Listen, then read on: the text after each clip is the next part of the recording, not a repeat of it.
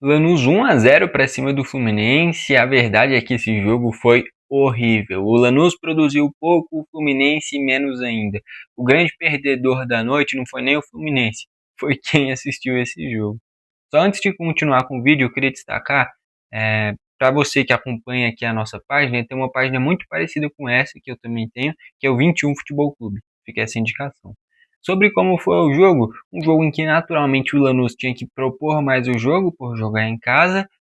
O Fluminense é um time que é melhor do que o Lanús, tem um futebol melhor, tem um sistema defensivo melhor, tem um ataque melhor, tem um treinador melhor. Em todos os quesitos, o Fluminense é mais forte que o Lanús. O momento do Fluminense também é melhor, não é nenhum momento brilhante, tanto é que vem de 2 jogos muito ruins, né, tanto contra o Corinthians e agora esse contra o Lanús também, 2 derrotas em sequência por 1-0, sem produzir muita coisa e sendo vazado por equipes que tem um ataque que não vem produzindo tanto.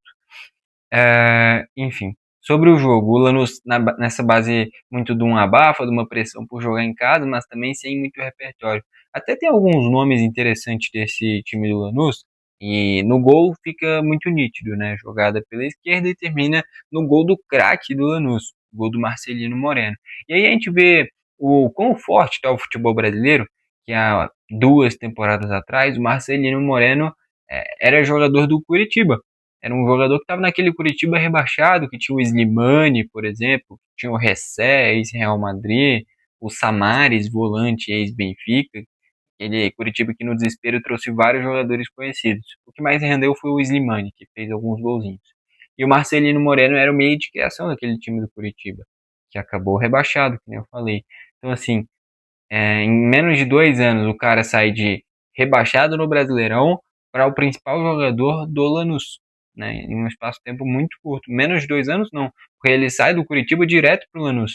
Então a gente vê essa discrepância de um cara que é rebaixado no Brasileirão para se tornar o grande nome de um dos times que dá para colocar no top 8, talvez, do futebol argentino. Não tem tanta história, mas de anos para cá vem se tornando uma equipe competitiva. Tem nomes interessantes nesse time do Lanús, eu vou citar aqui alguns deles. O Esquerdos, zagueiro muito experiente, jogou no Boca Juniors, um cara que traz muita liderança para esse time do Lanús. No meio de campo, o Marcelino Moreno, é o craque desse time. O Salvio também traz uma dose de experiência bem grande, ele também ex-Benfica, ex-Boca Juniors, também fazendo esse corredor pela esquerda do Lanús. Mais à frente quem jogou foi o Rodrigo Castilho, mas tem um cara interessante que entrou depois, né, que foi o Walter Bol. O Walter Bol, com a camisa do próprio Lanús, anos atrás chegou a fazer um gol que entrou na briga pelo Puskás, um golaço de bicicleta de fora da área. Não sei o que aconteceu nesse meio do caminho para ele ter virado reserva desse time do Lanús. Até 3, 4 meses atrás ele era titular, por exemplo, peça fundamental do time, e perdeu a posição para o Rodrigo Castilho, que não tem nada demais.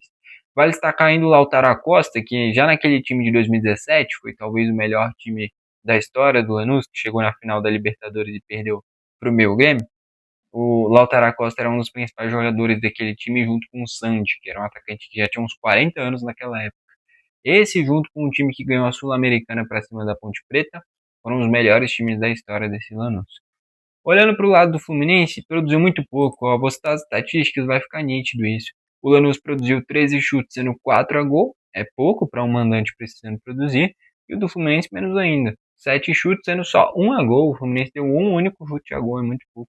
Posse de bola, o Fluminense teve mais, naturalmente por ter mais qualidade, mesmo o jogo sendo na Argentina. Isso é um fator a se destacar, né? O Fluminense buscou controlar o jogo com bola, mesmo que não produzisse muita coisa. E acabou fazendo isso, né? O jogo, a verdade é que foi bem ruim. Quem assistiu o jogo inteiro é verdadeiramente um guerreiro, porque tecnicamente o jogo foi ruim, energia nenhuma no jogo, já na entrada dos times já dava para ver que era meio bagunçado. A verdade é que a Sul-Americana não chega nem perto do nível da Libertadores, né? São equipes em discrepâncias bem grandes. Por exemplo, esse Lanús atual dificilmente chegaria em umas quartas de final de Libertadores. Talvez nem passaria de fase de grupos. O Fluminense talvez sim, mas o Lanús não. E o Fluminense jogando em casa no jogo de volta, a tendência é que reverter esse placar. Não sei se num placar magro levando para pênaltis ou já no tempo normal. mas o Fluminense jogando em casa, com o Maracanã lotado, que em jogo grande sempre está lotado, tem totais condições sim de reverter essa margem.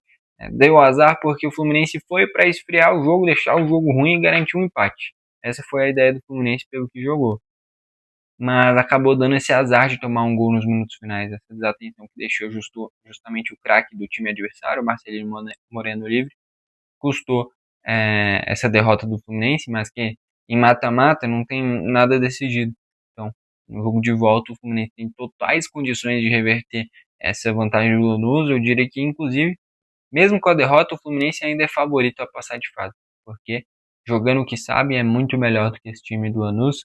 A questão é, time argentino, se fechar uma retranca ali bem feita, até porque consegue montar uma linha de 3 zagueiros em vários momentos esse time do Lanús, o Fluminense pode ter dificuldades para vazar essa linha de defesa, tendo em vista que o centroavante do Fluminense não vive lá grande fase. O Everaldo não passa confiança e o Cano está quase aposentando.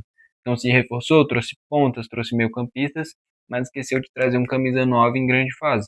E isso pode fazer falta quando você enfrentar uma equipe com um sistema defensivo prioritário, que é o que vai ser no jogo de volta. Enfim, quero saber o que você pensa. Você acha que o Fluminense vai reverter essa vantagem do Lanús ou o Lanús vai acabar eliminando o Fluminense? Quero saber a sua opinião. Eu, sinceramente, acho que o Fluminense tem totais condições de reverter. Eu não vou cravar que vai reverter, porque tudo pode acontecer. Mas vai depender muito se vai conseguir vazar ou não o Ferrolho, porque provavelmente vai ser muita gente se defendendo no Lanús no jogo de volta, tentando montar um sistema defensivo bem compacto. Enfim, resta saber se o Fluminense vai conseguir furar esse bloqueio argentino no jogo de volta.